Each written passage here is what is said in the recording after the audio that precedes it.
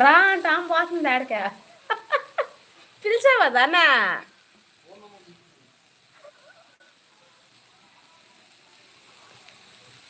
Hello అండి, hi, welcome to Pushpa village kitchen.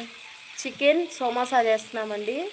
చాలా బాగుంటుంది. చూసారు కదా ఇందాక లైవ్లో నేను ఎలా చికెన్లో ఏమేమి మసాలా వేయాలో అన్నీ నేను ఎలా ఎంతెంత వేయాలో చెప్పాను కదా. ఇప్పుడు దోస పెనం పైనే ఈ విధంగా ఫ్రై చేసుకోవాలి. చికెన్ సమోసాకి ఈ విధంగా చిన్న చిన్న ముక్కలు కట్ చేసి ఫ్రై చేసుకోవాలి.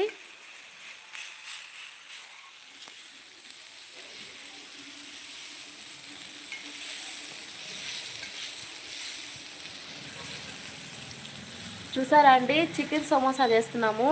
చికెన్ని చిన్న చిన్న పీసులు కట్ చేసుకొని పచ్చిమిరపకాయలు, ఉల్లిపాయలు, సాల్టు, పసుపు, ధనియాల పొడి, కారం, ఇంట్లో చేసిన గరం మసాలా, అల్లం వెల్లుల్లి పేస్టు, కొత్తిమీర, కరివేపాకు ఆ రెండిట్లో ఏ ఉన్నా వేసుకోండి. అవన్నీ కలిపి ఒక గంట పక్కన పెట్టుకొని ఆయిల్ వేసుకొని ఈ విధంగా ఫ్రై చేసుకోవాలి, అంటే ఉడికించుకోవాలి.